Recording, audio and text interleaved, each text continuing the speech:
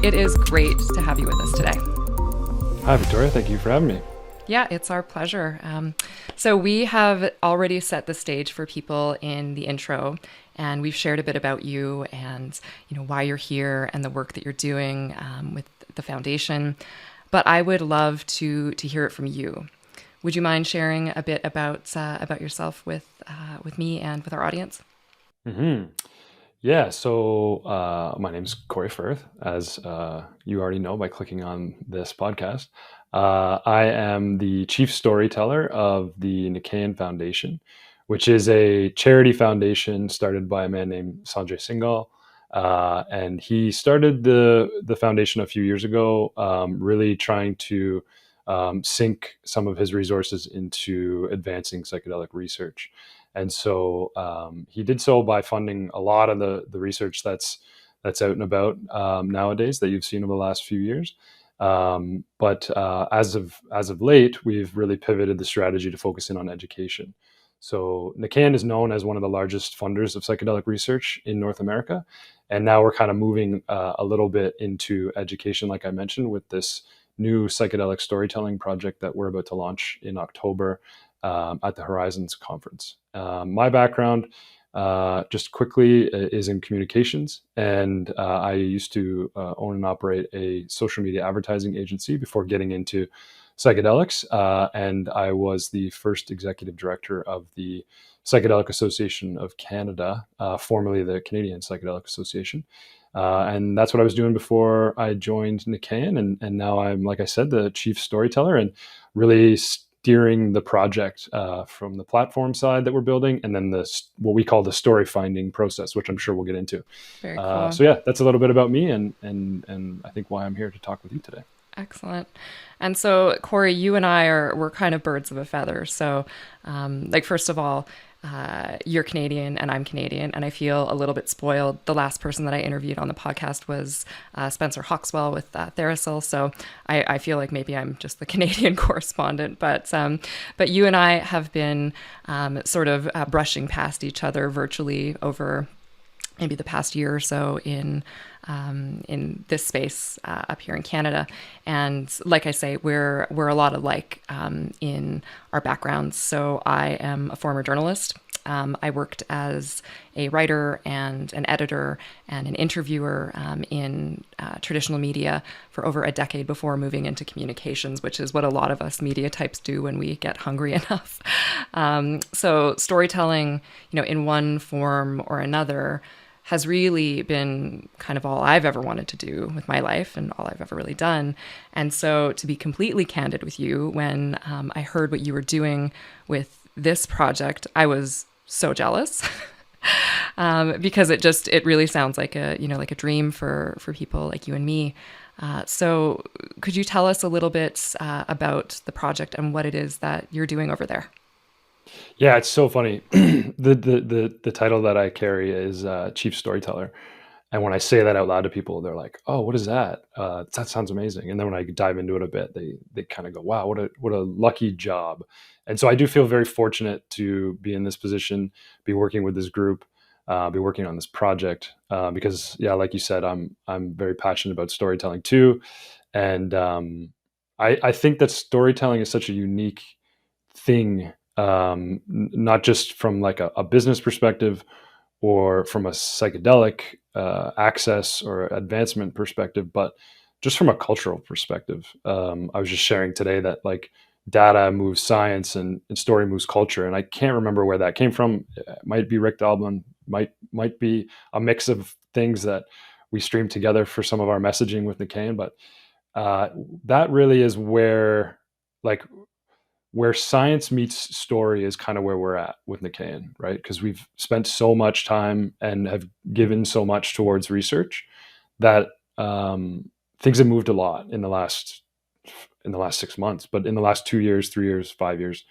so much has happened on the research front, which is really great for access, which is really great for regulations, which is really great for academia. But when it comes to culture, it's difficult for the general public to really understand sort of the output or outcome of research.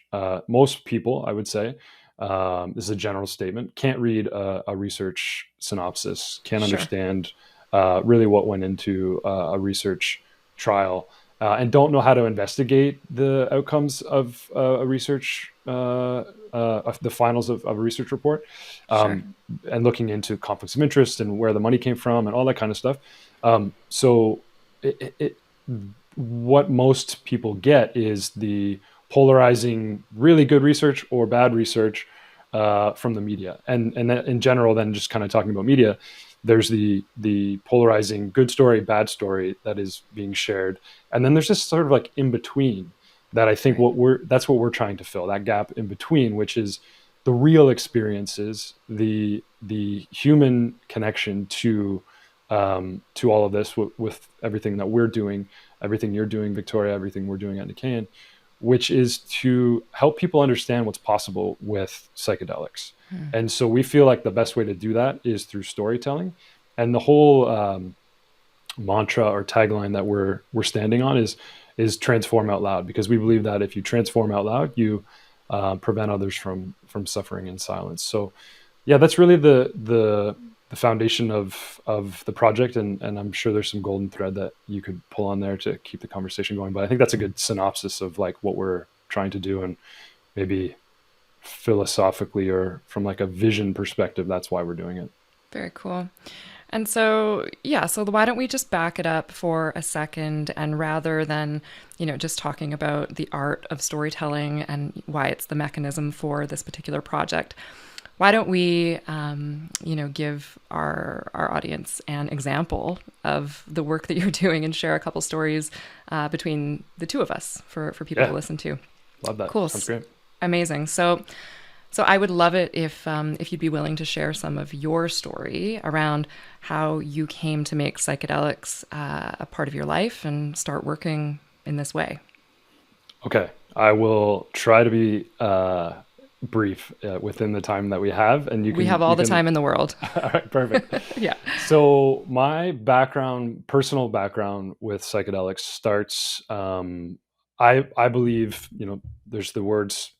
The language is important. So psychedelics and plant medicine, they often lately it seems like they're often separated. I like to think of them as the same thing, and I like to think that plant medicine is a little more inclusive of some other things like cannabis. So I'll start with cannabis, because that was really my entry point into plant medicine. And the very first time that I was introduced to the idea of drugs was in grade 4.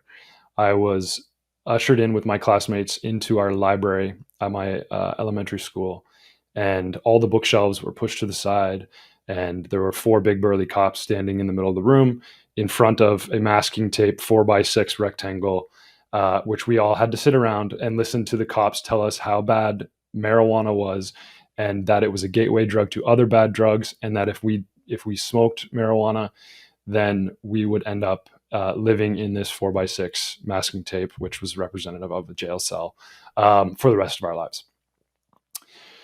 So immediately terrified of drugs, and wanted to stay away from them. I guess specifically cannabis. I didn't even know what like the other drugs they were talking about as a gateway to were, but cannabis is definitely a gateway drug, and I'm really glad I understand what the gateway actually looks like now.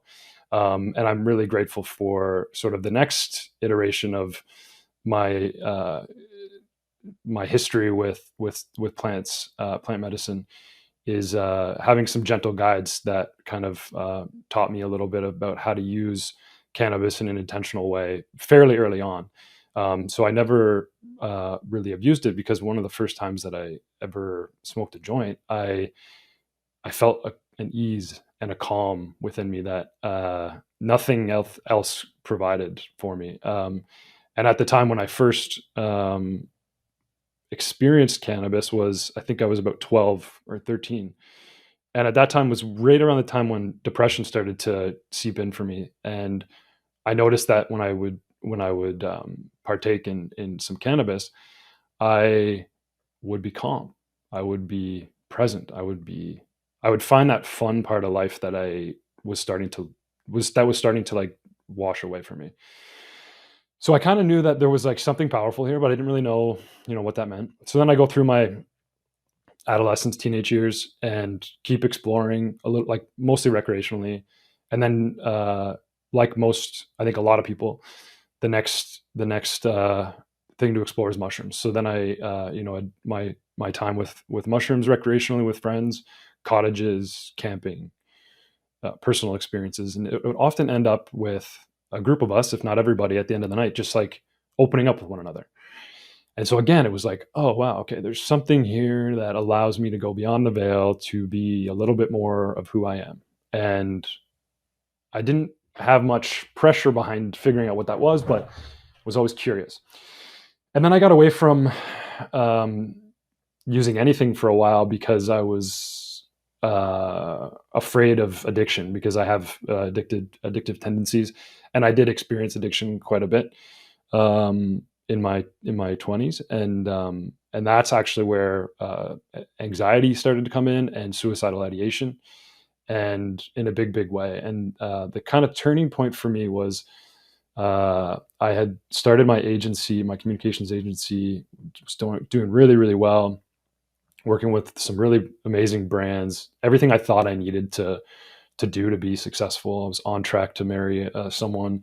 It turns out like our relationship wasn't right, and we weren't meant for each other. And that was part of the confusion, I guess, at the time, and part of the, like what was leading me to be unhealthy, and vice versa for her, I'm sure, as well. And my work was stressful, but I had thought that like this is what life had to be. You have to be stressed out. You have to work way too hard for very little free time, even though that's what you were doing to start your own business, is to have freedom. And I just wasn't getting there. I was getting, the success on paper and maybe even in my bank account, but I was depleted, and I was sick, and I was depressed, and yeah, willing to end it. So much so that I started planning, and things like that happened. And then two things happened. I developed a tumor in my throat the size of a softball, and was terrified by what that meant. Didn't really know. It took me a while to figure out what it was. Turned out to be a benign tumor that I had to get surgically removed. But it was sort of like, now looking back, it was like, I'm not doing the thing I need to. I need to speak up for what I want to do. My truth is trying to tell me something. Like there's something inside of me trying to break out, and it's showing me in this way. And the other thing is, my younger brother had his daughter, and her and I just had like an instant connection, and there was like a newness, purity to her existence, and presence in the world, that was giving me this nudge to go figure out what was going on with me and why I was feeling this way. So I ended up at my wit's end one winter, 2017, 2016, I think. And I had been exploring. I'd been dripped in. Some friends of mine were telling me about ayahuasca, and I'd been reading some stuff and listening to some things. I think Tim Ferriss was how I first sort of came across it, and it was just like poking. And if anyone has experienced ayahuasca before, they kind of know that like it just kind of pokes and pokes, and just you get this sort of like draw to it. And then I was like at my wit's end. I didn't know what to do. I was like I was planning suicide. I was thinking deeply about it. I didn't know what to do. And then I just, something kind of knocked me loose, and I just booked this trip, went down to Central America, and took part in an ayahuasca retreat. And so that like really shook the snow globe up. I can't remember who is it. Terrence McKenna says shaking up the snow globe. That really shook the snow globe up and made me realize like, oh, my work isn't everything. My true passion is more creative, and I need to explore these things that are being shown to me like from this really heartfelt place that I didn't know existed. And I would say that before going to this ayahuasca retreat, I was a floating head. I was just operating everything from the intellect. I was just trying to make sense of everything from my mind, or from my brain and my intellectual capacity. And I wasn't expanding beyond that into like my heart and what I should be doing, and my intuition, and what it feels like I should be doing in terms of like action for work, but also like personal stuff, like who I should be with, and what kind of family do I want to raise, and what kind of a man do I want to be, what kind of a brother do I want to be, what kind of a son do I want to be, what kind of a community member do I want to be, that kind of stuff. So came back from that journey, and that started an 18-month journey of that was like the start of a bigger journey, which was about 18 months long. I spent about $100,000 traveling and experiencing all these different alternative treatments that led me to firing about 80% of my clients, and transitioning my work into more meaningful, purpose-based work. So I did some consulting with a few companies, and I landed a gig helping a VC firm open up an ayahuasca retreat center down in Costa Rica. And that was my first like taste of getting into sort of the psychedelic space, although it wasn't really what it is today back then. So it wasn't really like it wasn't an industry. It was just this thing that was sort of building.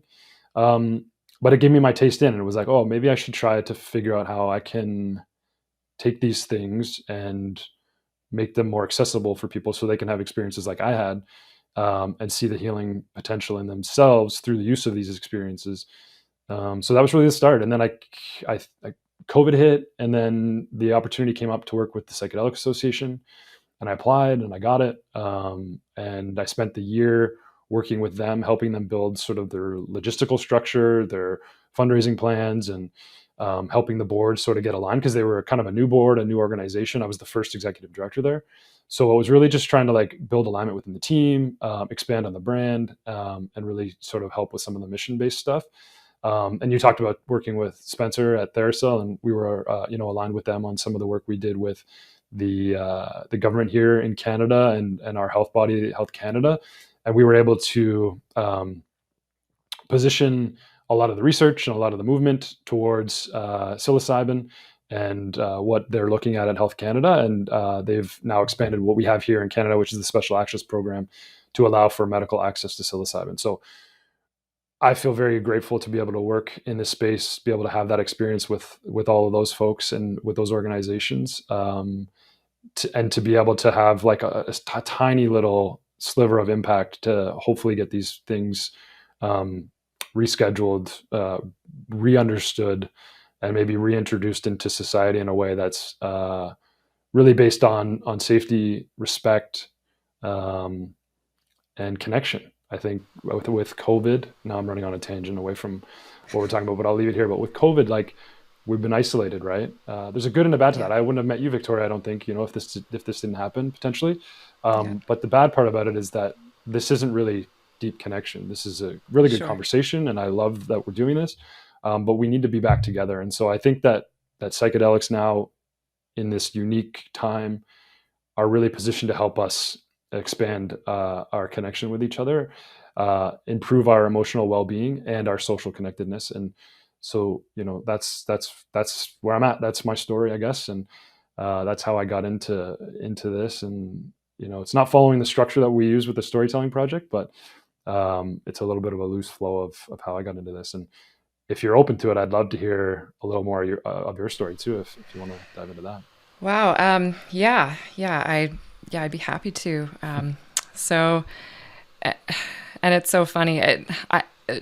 First, I'll start by saying I love hearing where people come from. This is an interesting space to be as a professional person. It's not like very few people, unless they're working in the fields of research, leave university and drop right into the psychedelic space. And I came from the cannabis space before I was here, and I always love to hear people's stories there too, and how they arrived, because everyone comes from somewhere different and brings different skills and different experience to the table, to building something new, which is really exciting to me. It's I found that both spaces, cannabis and psychedelics, are a melting pot in some ways. So I just love hearing where people come from. And so my story with psychedelics, I'll give you the truncated version, because it's a bit of an ongoing history, and I could go a few different directions with it, but I'll try and summarize it as best I can. So it starts 24 years ago, and I was a bit of an early adopter too, so to speak. I started using cannabis also very early, when I was 12, which is a lot younger than I would want my own son to start using it at. But that's just the way it worked out, and just what happened. I first tried psilocybin and LSD at around 14, and then MDMA and assorted friends at 16. So I experimented a lot and used a lot of different substances as a teenager, and a lot of that use as well was definitely problematic. And I put myself in countless dangerous situations. I learned a lot about myself during that time, and what was a really confusing and trying time being a teenager. I think mostly everyone goes through that kind of experience of not knowing who you are or what your place is in the world, and feelings of anxiety and depression and disconnection. I found my first real sense of community and camaraderie and ritual through music and dance and substances in the after hours scene. So it was really crucial for my development as I guess just a person, and it's something that I would never take back.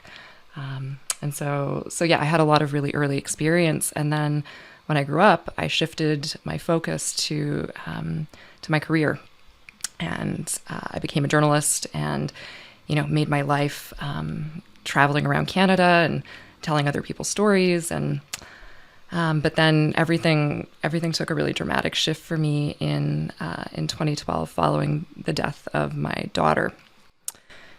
And so the details leading up to and around that event aren't something that I'm fully prepared to share just yet. I'm working on being able to tell that whole story someday, and I'm just not quite there yet. But what I am willing to share is what happened after, and what gives context to how I ended up here. So I went into like an 8-year depression and battle with PTSD, and we're talking like the depths of despair. I can't get out of bed, and just kind of wanting it to all be over. And that kind of ebbed and flowed depending on the time of the year and what kinds of triggers were happening for me, and how much idle time I had to think. But I poured myself into work, and I began working in cannabis and communications. I was a cannabis patient at the time, and this was pre-legalization in Canada. I found something that I was really, really, really passionate about, and something that I could give a lot of myself to. So I just dove into that, taking care of my son. And I gave myself up to both of those things without really ever working on fixing myself, right? And really without getting to the core of my pain and my grief. And through that time, I was very functional and very busy on the outside, and I was medicating with all different kinds of distractions. But every year on the anniversary of her death and leading up to it, I was just a disaster. I would go out to the place where we scattered her ashes, just wanting to, walk out into the water and never look back. And I was just in this like terrible, inescapable place, and I just couldn't recover.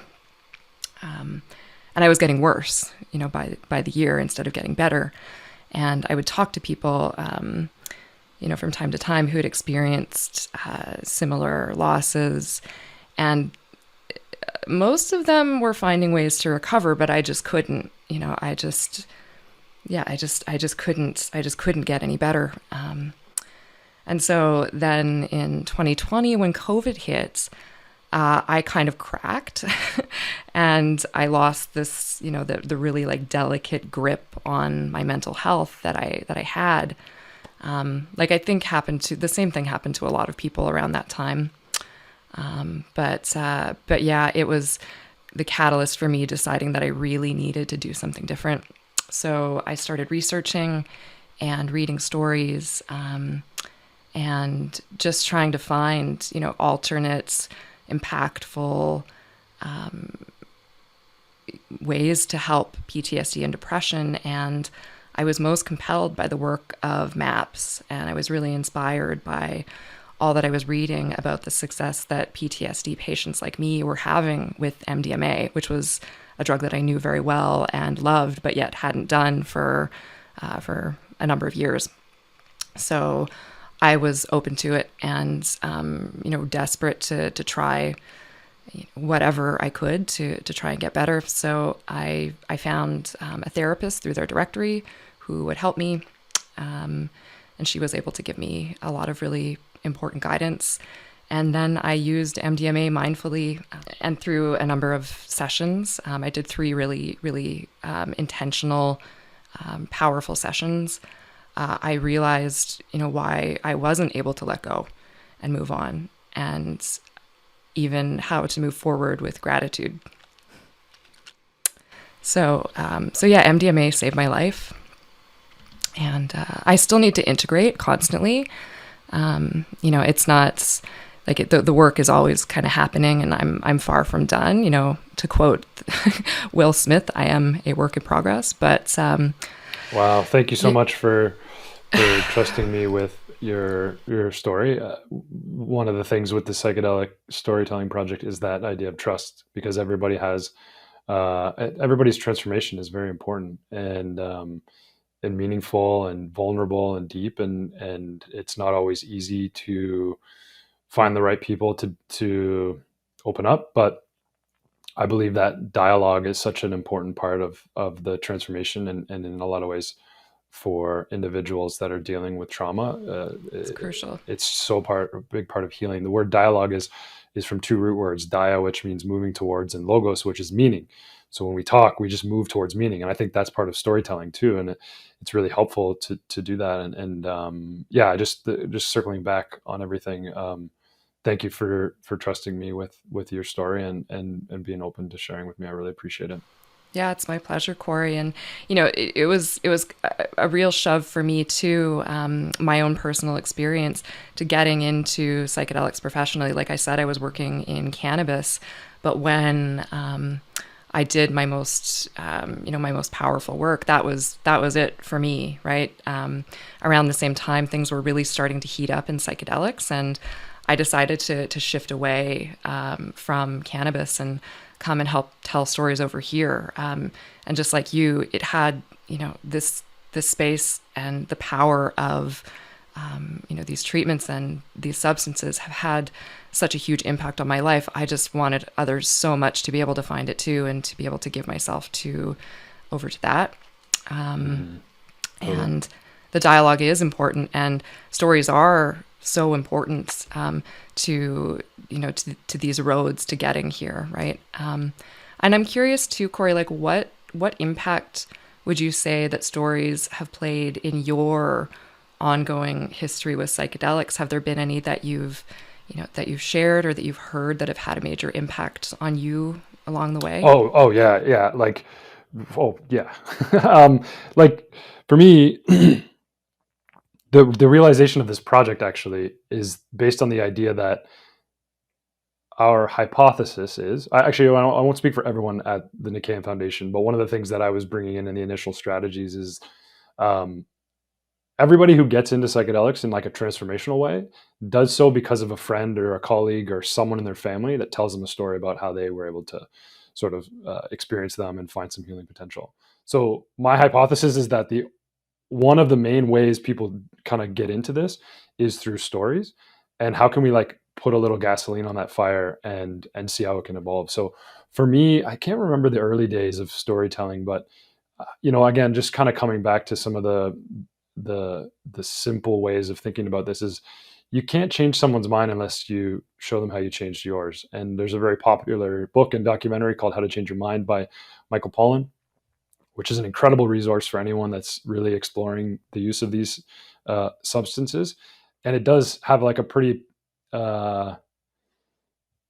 radical headline, I guess, radical title. which may be triggering for some people, but it's really true what is happening, and we're learning more about that from a scientific perspective of how it actually does change your mind. But to change your mind means to like take action. You talked about integration. So the biggest stories for me that are the most impactful are the ones of action that take place after these experiences. So I don't want to name names of who said what or told me stories, but the ones that are the most impactful to me, and in my opinion are the most impactful to tell, are the ones of like the ongoing work that's being done personally to Dr. Pam Kriskow, who is the lead medical officer at Roots to Thrive, who you should have on your podcast if you don't. She's also a board member of the Psychedelic Association. I'm going to paraphrase what she always tells me is psychedelics are really designed to help you go in and grab insights to make your ordinary life more exciting or more impactful or more improved. So it's this idea of like taking insights and bringing them into your ordinary life, which we all have an ordinary life, a version of an ordinary life, right? It's all subjective, but you take that back and you take the action to let those insights kind of change and evolve and expand away from or into the things that you need to adjust and overcome and work on and play with. It's not just work, it's play. There's a whole side of this that right now we're not super focused on because we have to work with governments to get the sort of prim and proper structure of how we do this from a therapeutic perspective. But there's also a whole playful side of this too, which, if you want to explore that, we can. But I think, those are the biggest like impactful stories for me, are the ones of like, and what do we do with the storytelling project too, is it's like, it's a continuum, right? So it's not like, here's an experience and then, there's another experience and this happened and then that happened.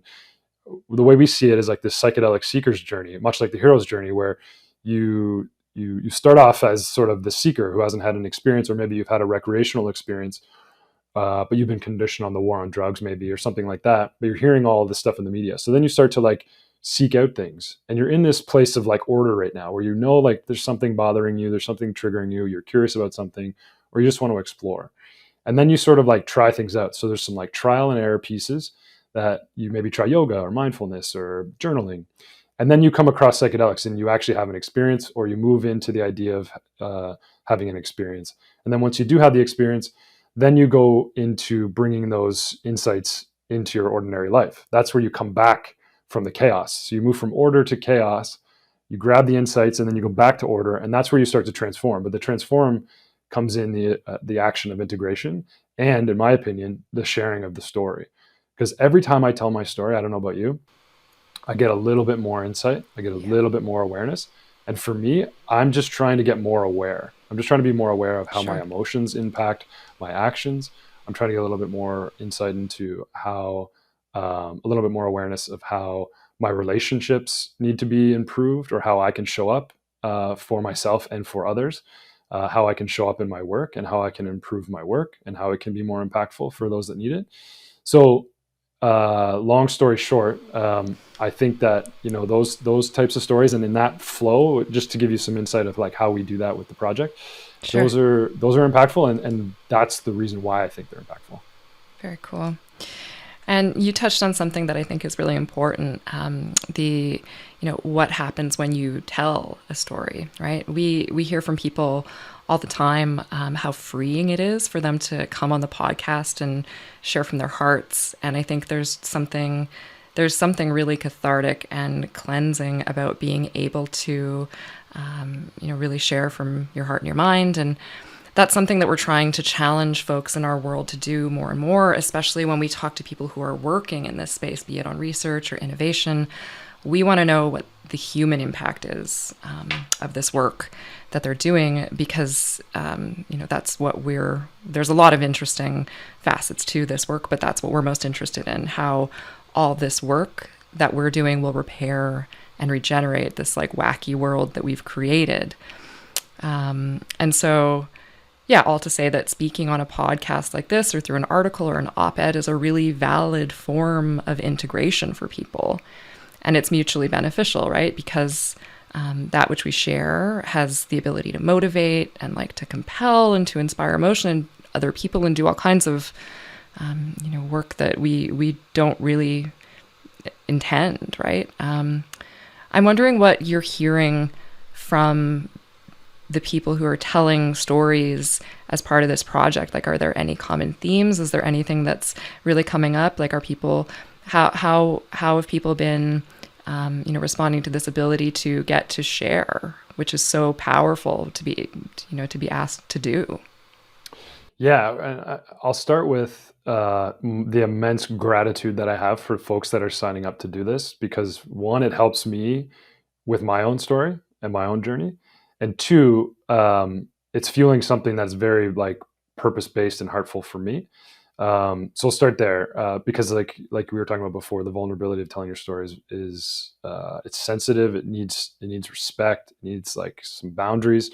So I just want to start with that, and then the commonalities are really fascinating. Like I think that there's something in here where we could bring our power of research within the organization to this, to try to find those commonalities and see where the mycelium network connects, because I'm seeing it like organically right now with being the one that's telling all of these or capturing all these stories. Um, and so one thing that I would love to explore at some point, we're kind of in this like MVP kind of mode where we're just trying to get this first version launched, but I'm curious at some point to bring some research into it. And I've had a couple discussions with a few other folks that are scouring the internet for written stories and trying to do the same thing. So there might be something down the line where we do put out something that shows the connection of the stories, which would be really cool. So that's one thing. So then in terms of like anecdotal connections that I can see, the one thing is almost everybody is telling me they did psychedelics because of a story from someone else, which is why I said that before. It's sort of connecting to my hypothesis and showing that it's true, which is nice. The other thing that people are saying is, one of the questions that we ask is about integration. And almost everybody says that they're always integrating, which is another thing that I think needs some more sunlight in terms of what is the protocol for integration. There is no protocol for integration. It is simply allowing and simply continuing. So one of the things that I think we're all challenged with is, how do we describe integration as an ongoing thing?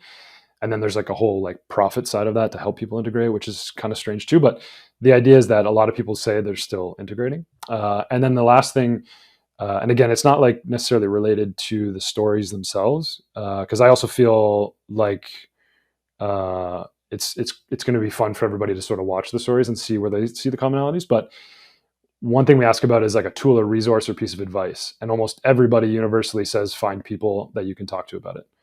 So telling your story again to more people. So it's just really funny to see like all of those things kind of come together. But I would say, 9 out of 10 people are picking up on all three of those things, which I think is super fun. And it also helps us sort of see like how the strategy could evolve, where maybe we could put together communities of people that are able to come in and tell their stories. I would love to do like in-person stand-up storytelling events and do a conference and all kinds of cool stuff, but we're kind of going slow and letting the project build itself, I guess. Yeah, so I love that you mentioned community. And it brought something up for me about like the power of and the necessity of community in this space. And for a lot of folks, like you and I are people who are a little bit more publicly open about this part of our lives. But a lot of people are still really like closeted in their experiences here for a multitude of reasons, whether reputational or religious or legal or, family reasons or, whatever. So finding community can be really challenging for people. And it can be really valuable when you hear someone tell a story that's very close to your own, because it helps you form, like a kinship and like helps erode isolation. It's just to find common ground with people. And like I found that in my own life, hearing other stories about their experiences with substances and the drug war and grief and healing was really inspiring for me. And I never would have had the courage to really jump into this world with both feet without hearing the experiences of people who came before me. So can you tell me a little bit about the community aspect and the community benefit of the project that you're working on? Yeah, the first thing I want to say about community is, from my opinion, of course, is that community has become a commodity. A lot of corporations are are building community, right? So they say, be a part of our community, join our community. But what does that mean, really? What does that mean? Why? Yeah, Yeah. like I guess when I think about community from like the primal sort of creation or need, it was about survival, right? And so if you're okay, so if I'm building community, if my community isn't helping with survival needs, then it feels a little strange. And when I say survival needs, when we think about it from psychedelics, we're the survival need there is about emotional well-being and connectedness.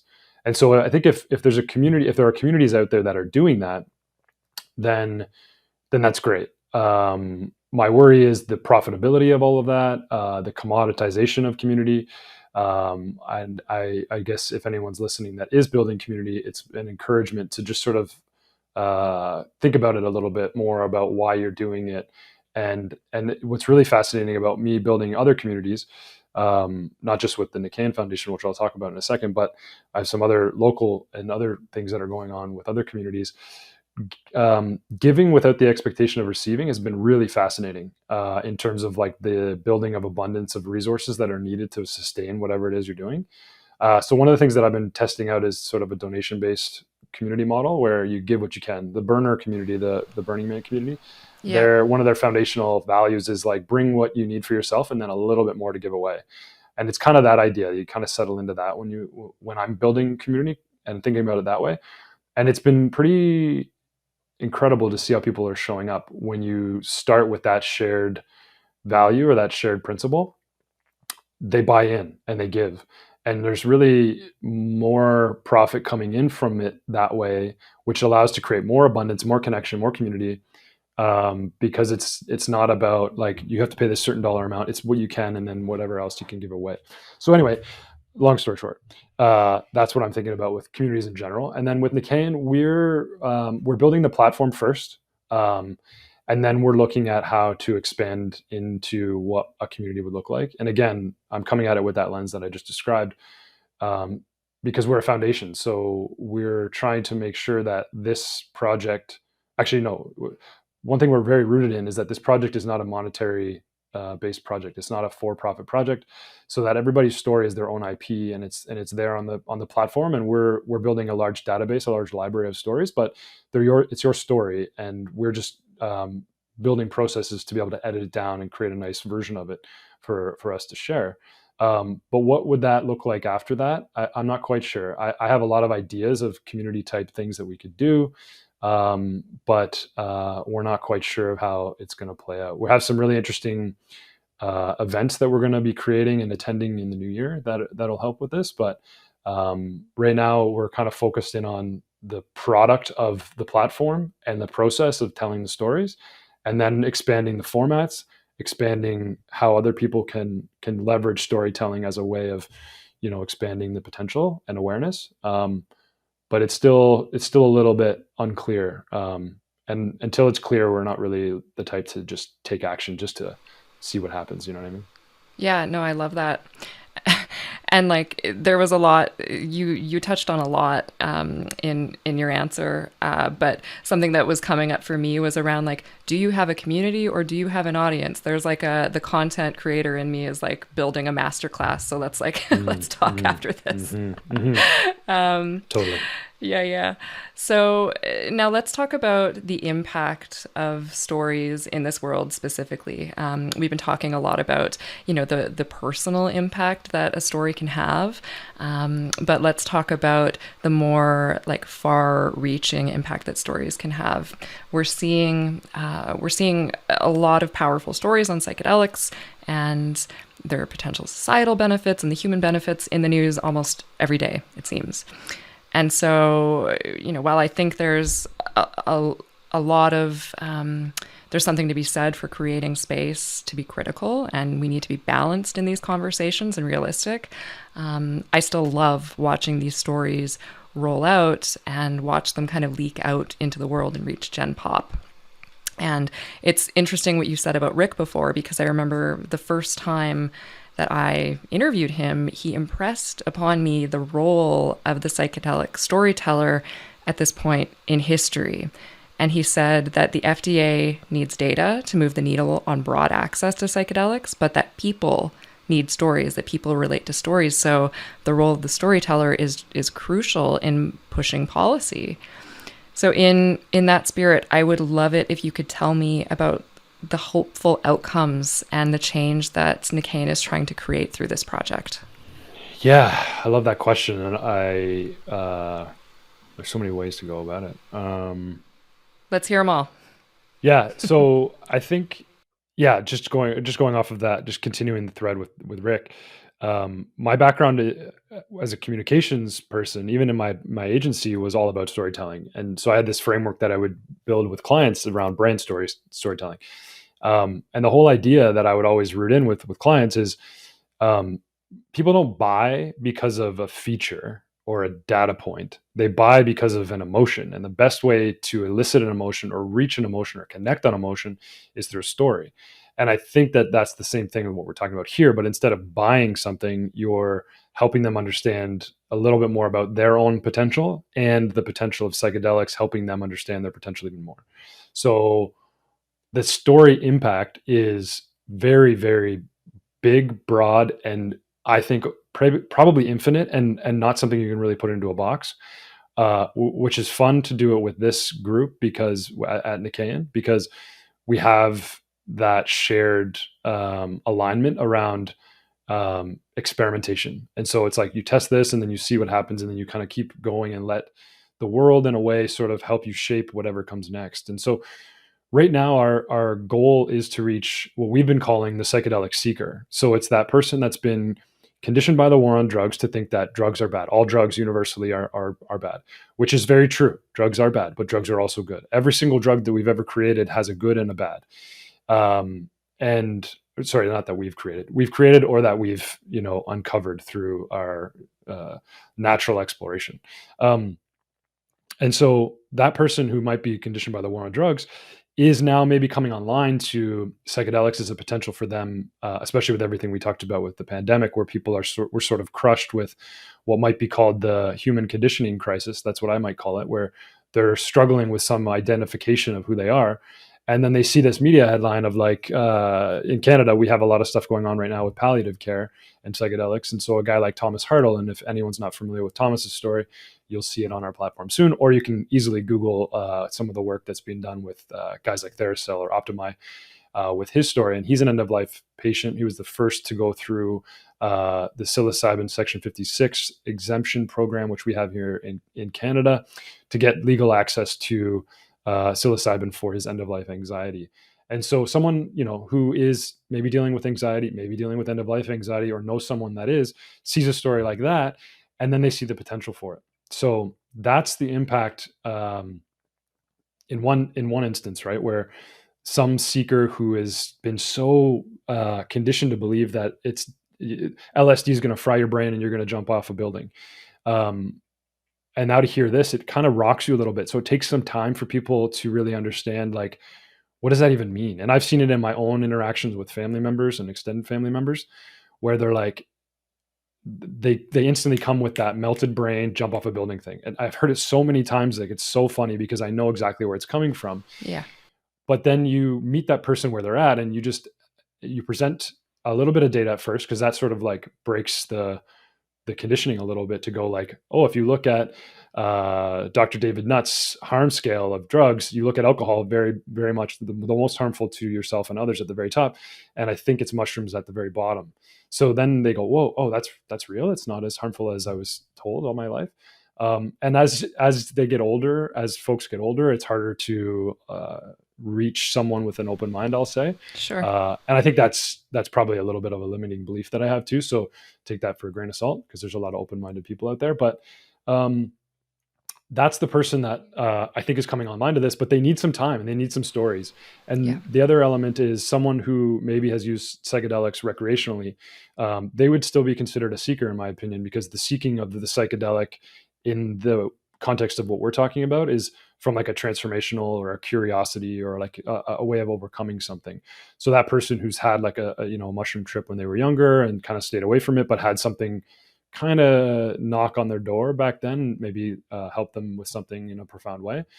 Now they're looking to revisit it because they're seeing some of these good news stories. So yeah, I'm like you. I'm so happy to see them seep into the ether, and if we can help to light some of this on fire a bit and get them out to those that need it most, then that'd be great. I guess, sorry, the last thing I want to add too is at the policy level, what's happening in Canada is very similar to what happened with cannabis, where there are sort of task groups being created, and they're looking at this and trying to dive into it and trying to understand it more at the governmental level and within Health Canada, like I said before, our health body here. And the first calls that I had with them when I was with the Psychedelic Association, we had some really good calls with Health Canada, and a lot of the folks on the call, they couldn't pronounce psilocybin. They didn't know what ayahuasca was. They it sounded like we were sneezing, and so that was the first call that I had very early on. By the second or third call, they were really well versed. So they're getting the data, they're getting a little bit of the history, and if there's someone in that position that is still, not a believer, let's say, the thing that's going to turn them is not another research paper. Because in my opinion, especially with psilocybin, there's enough there for us to go on that we can build this into the medical mainstream. Now I know they have to take care of safety and all that stuff. So there's still that work that needs to be done. But if someone's going to be, pushing back on it because of research, they're always going to push back. And so the way to reach them, in my opinion, is through telling a story based on a connection to who they are or who someone in their life is that may be struggling with something that could have an impact with or the benefit of using psychedelics, and maybe specifically psilocybin today, as that's kind of where we're at. So I think there's so much impact, and like I said, it's kind of infinite. But those are some of the use cases that I think they're really beneficial for at this point, and it'll continue to evolve as we do, and it happens every day. It changes every day. It certainly does. It's changing. It's changing very, very quickly. And yeah, it's hard to keep up with it all, but we try our best. What how can people get involved in the project, and what do you need most in terms of help and submissions and support right now? What can our community do to help you? Yeah, big thing is to go to Nikean.org, Nikean.org. I'm sure you'll list it in the show notes and when you share, and sign up to share your story. And if you're not comfortable to share your story, which we're aware that not everybody is, but you have a community that you're connected to, share that with them, and see if there's anyone else in your network that would be willing to jump on and tell a story. Because what we're trying to do is build a really large catalog. We think that we can get to a point where we're probably the largest catalog of like virtual, real audio video stories. We might already be there, but we'll see. So that's what we're trying to accomplish right now, is get a lot of folks with different varying backgrounds, different experiences to share their story, because we want to have a variety of videos for folks to explore. And just a side note there, I guess, is the muse for the platform that we are developing was based on TED Talks. So if you've ever been to TED.com, you'll see you can search for things like politics and climate change. What we're building here is a tool for folks to come and see and search for stories based on their interests. So things like PTSD and MDMA, end of life anxiety and psilocybin. And so we want to have a broad spectrum of different types of stories so that you can see multiple different stories. And my goal eventually is to have enough stories where someone who's seeking something can come to the site and see another story of someone who looks like them in their position, but in the future, where the Mm. potential has been reached. They see the potential in themselves. They see the potential of the healing mechanisms or transformational mechanisms of psychedelics, and they've gone through it. And now they see that it's possible for them so that they can take a step. And so that's where we're at. We're trying to capture stories. When we go live in October 14th is when we're unveiling the platform. Then we're going to need some help to get out to the general public. Because another opinion that I have is that the psychedelic community is still very much in a vacuum, and we're all talking to each other really well. And there's conflict and there's things, but I think that's all pressure to build the diamond. But I still think we're in a bit of a vacuum, and so I think together what would be really cool is, and maybe we can work on this together, Victoria, is a way to get outside that vacuum a little bit, get into the general public, get into the mainstream media from a different way than just presenting the story of research and the academia and the government side of things, but the actual cultural stuff. So I think that's the next step. Once we're live and we're out there, we need to get this out to those seekers that may not be in our vacuum. Yeah, and we would do whatever we could to help you there. So let's obviously keep talking after we're done recording, and we'll encourage our community to look you guys up and to take part. Oh, and we're also on social media. You can find us at Nikean Foundation on Instagram, at Nikean FDN on Twitter, Nikean Foundation on Facebook, LinkedIn, TikTok. We just hired a social media person, and he's Nice. kind of in charge to build that all out. So follow us there as well, and share us around, and hopefully we can build up enough awareness for this to take off. Great. Sorry to cut you off. No, that's all good. And I've been seeing the posts too, and yeah, I'm sure you guys have a lot of good in store for you, and I cannot wait to watch the project as it unfolds. So thank you so much for sharing your story. Thank you for holding space for me to share mine, and yeah, let's keep telling our stories, and we'll talk again soon. Thank you so much for having me. More to Thanks, come. Cory. Okay. Bye.